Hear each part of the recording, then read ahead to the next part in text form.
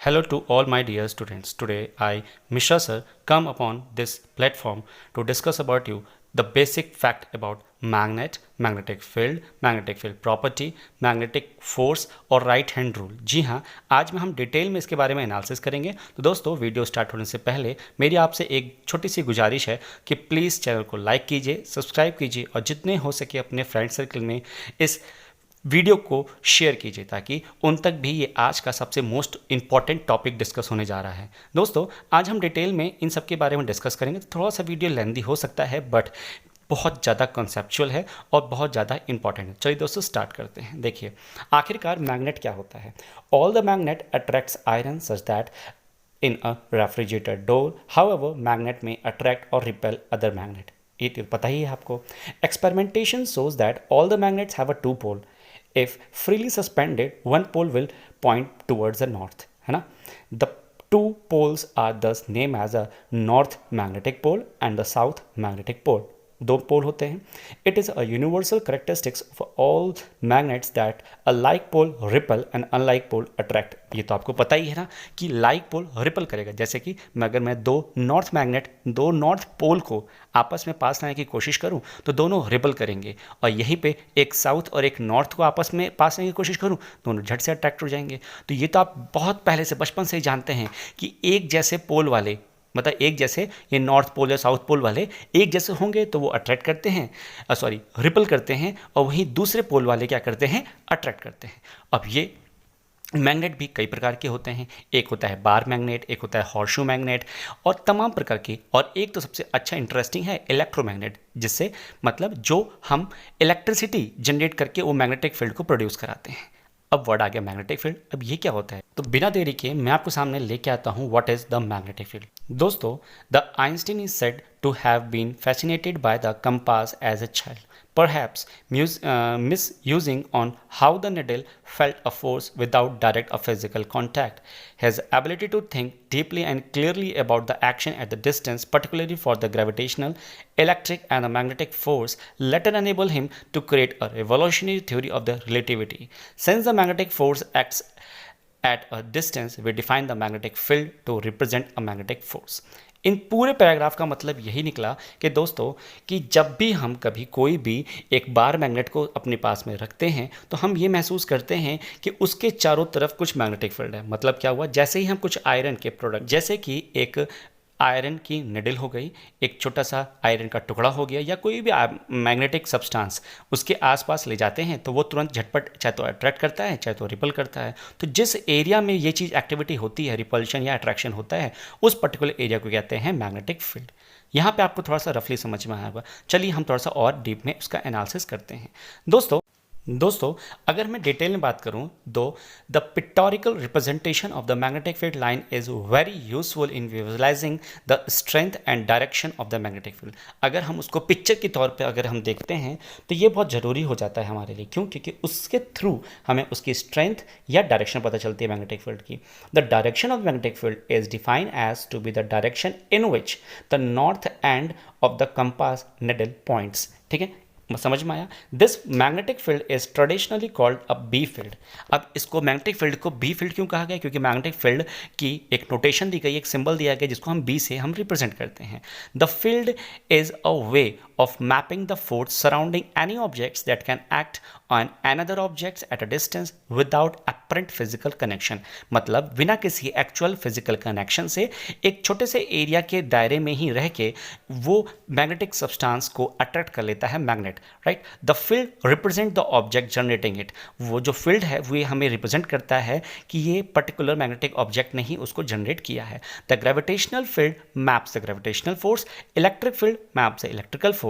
Similarly, the magnetic field also map the magnetic force। जैसे कि आपको पता चलता है ना कि जो ग्रेविटेशनल फोर्स है या इलेक्ट्रिक फील्ड है, ये सारे जो मैप करते हैं, सिमिलरली इसी तरीके से हमारे जो मैग्नेटिक सब्सटेंस होते हैं या मैग्नेटिक फोर्स होता है वो मैग्नेटिक फील्ड को मैप करता है। अभी तक थोड़ा बहुत समझ में आया। चलिए अब मैं प्रॉपर्टी बताता हूँ आपको मैग्नेटिक फील्ड की क्या प्रॉपर्टीज होती हैं। देखिए, the direction of the magnetic field is a tangent to the field line at any point in the space। मतलब क्या हुआ, मैग्नेटिक फील्ड लाइंस का जो डायरेक्शन होता है वो एक टेंजेंट होता है to the magnetic field lines, ठीक है। Small compass will point in the direction of the magnetic field. Magnetic field line की जो डायरेक्शन है वो कौन बताता है, एक स्मॉल कंपास बताता है। The strength of the magnetic field line is proportional to the closeness of the line. जितना लाइन क्लोज होती है मैग्नेटिक फील्ड लाइंस आपस में, वो उतना ज़्यादा स्ट्रेंथ दिखाती है। It is exactly the proportional to the number of lines per unit area perpendicular to the line called areal density. मतलब क्या हुआ कि एक पर्टिकुलर एरिया में कितने number of magnetic field lines को शो हो रहा है वो दिखाता है हमें क्या, मैग्नेटिक फील्ड की strength. The magnetic field line can never cross, magnetic field line कभी भी क्रॉस नहीं होती हैं, meaning that the magnetic field is unique at any point in space. मतलब पूरे स्पेस में मैग्नेटिक फील्ड लाइन क्या होती है, हम यूनिक होती है, कभी क्रॉस नहीं करती हैं।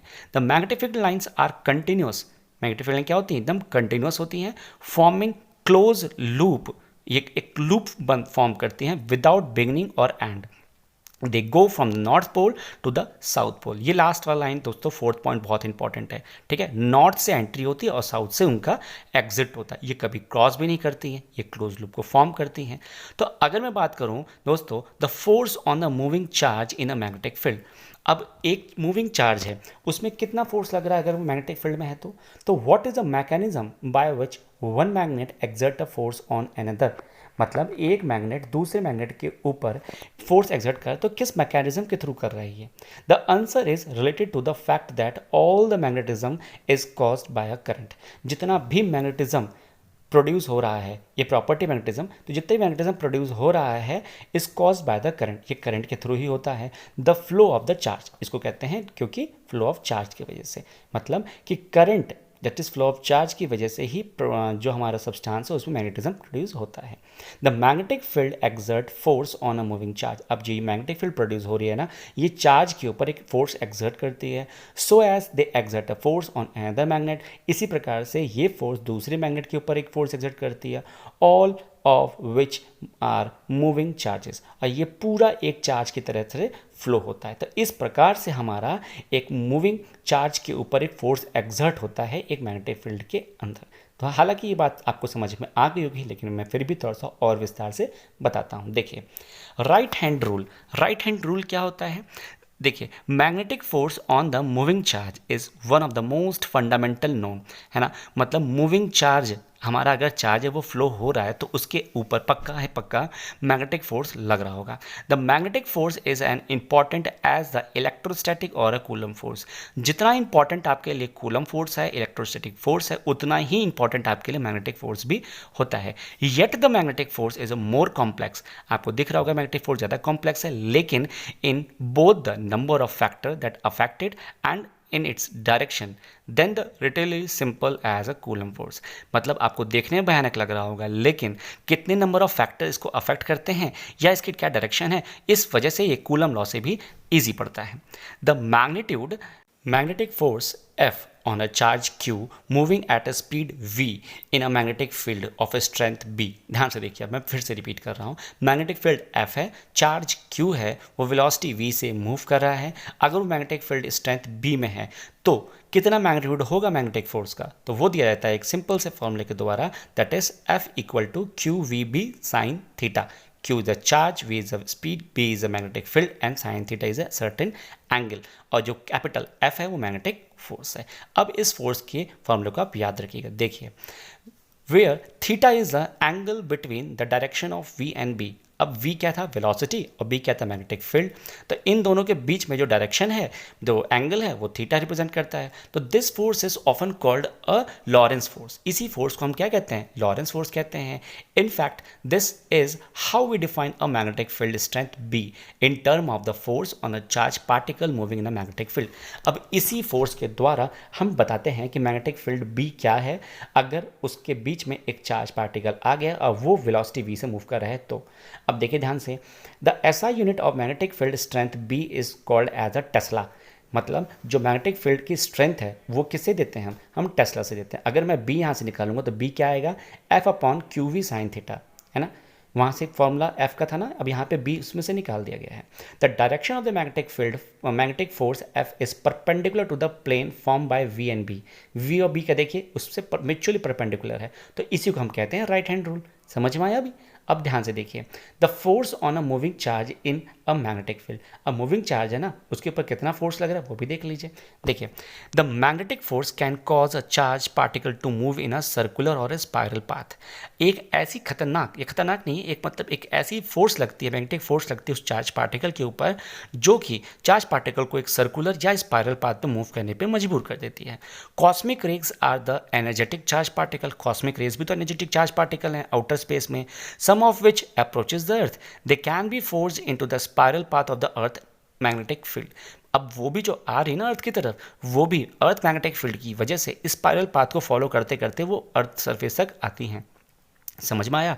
The proton in a giant accelerator are kept in a circular path by the magnetic force. Magnetic force के द्वारा जो प्रोटॉन है वो एक्सेलेटर में भी वो क्या होता है, सर्कुलर पाथ को फॉलो करता है। The curved path of the charge particle in the magnetic field are the base of the number of phenomena and can even be used analytically such as in the mass spectrometer. Spectrometer में भी वो curve path में ही follow करता है। समझ में आ गया होगा? अब देखिए, अब दोस्तों ये वाली स्लाइड आपके लिए बहुत ज़्यादा इंपॉर्टेंट होने वाली है, ध्यान से फोकस कीजिएगा। देखिए, force on a moving charge in a magnetic field में, so does the magnetic force cause a circular motion. क्या वो सर्कुलर मोशन करता है? तो यस, इसका आंसर यस होगा। The magnetic force is always perpendicular to the velocity so that it does not work on a charge particle. दोस्तों magnetic force क्या है, एक चार्ज पार्टिकल की वेलोसिटी के ऊपर वो क्या होती है, परपेंडिकुलर होती है। इस वजह से वो जो कोई वर्क नहीं कर पाता। The particles kinetic energy and the speed दस रिमेन कांस्टेंट। जो उसकी काइनेटिक एनर्जी है और जो उसकी स्पीड है वो दोनों की दोनों क्या होती है, कांस्टेंट होती है। The direction of the motion is affected. उसका जो डायरेक्शन ऑफ मोशन होता है ये भी अफेक्टेड होता है, right, but not the speed. आपका मोशन का डायरेक्शन अफेक्टेड होगा लेकिन स्पीड अफेक्ट नहीं करेगी।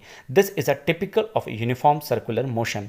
यूनिफॉर्म सर्कुलर मोशन का आप देख सकते हैं, मोशन की डायरेक्शन अफेक्ट होती थी ना वहाँ पे यूनिफॉर्म सर्कुलर मोशन में, तभी वो एक वेक्टर क्वांटिटी कहलाता था और उसका फॉर्मूला था v is equal to 2πr, है ना। लेकिन यहाँ पे अलग है, यहाँ पे है the typical of the uniform circular motion. The magnetic force supplies a centripetal force. Magnetic force उसको एक सेंट्रिपिटल फोर्स प्रोवाइड करती है। अब उसका फॉर्मूला क्या होगा, mv²/r, है ना। Noting that the sine theta is equal to 1, we can see that f equal to QVB। अगर साइन थीटा को 1 कर दिया जाए तो दोस्तों यहाँ पर जो f का फॉर्मूला था QVB साइन थीटा, वहाँ पे जब थीटा की वैल्यू मतलब थीटा की वैल्यू को 90 कर देंगे तो क्या होगा, साइन थीटा की वैल्यू 1 हो जाएगी और वहाँ पे 1, इसका मतलब क्या हुआ, केवल QVB आएगा। और यहाँ से अगर मैं B निकालूँ दैट इज मैग्नेटिक फील्ड, तो वो क्या होगा, F/QV। तो ये छोटे छोटे फॉर्मूले इसको आप दिमाग में रखिएगा, कभी मत भूलिएगा। साथ ही साथ ये जो सेंट्रिपिटल फोर्स का फॉर्मूला मैंने बताया आपको, F इक्वल टू mv²/r, ये भी याद रखिएगा। दोस्तों मेन चीज़ एक और है, the direction of the motion is affected but not the speed. Speed affect नहीं होगी, direction of motion he affect होगी। दोस्तों आज का सफ़र बस यहीं तक था। जाते जाते मैं आपसे तहे दिल से एक धन्यवाद बोलना चाहता हूं कि आप हमारे साथ बने रहे। दोस्तों प्लीज़ आपसे एक रिक्वेस्ट है कि चैनल को ज़रूर सब्सक्राइब कीजिए, नोटिफिकेशन बेल को भी प्रेस कीजिए, साथ ही साथ सब्सक्रिप्शन आइकन को भी, अगर आप नए हैं तो। और दोस्तों आप पुराने हैं तो आप ऑलरेडी आप जानते होंगे कि आपको क्या करना है। आपको सबसे पहले हमारे इस प्यारे से वीडियो को एक लाइक करना है, ठीक है, और जितना हो सके अपने फ्रेंड सर्कल में फिर से रिपीट कर रहा हूँ, शेयर ज़रूर कीजिए, और ताकि अपने भाई बहन, आप जो भी बच्चे ITI या आप क्लास 11-12 में हैं, तो प्लीज़ इसको शेयर कीजिए अपने फ्रेंड सर्कल में, अपने कलीग्स में, ताकि उनको भी इस इंपॉर्टेंट कॉन्सेप्ट की जानकारी अच्छे से हो जाए। तब तक के लिए टेक केयर, बाय बाय, मिलते हैं नेक्स्ट एक धमाकेदार वीडियो में।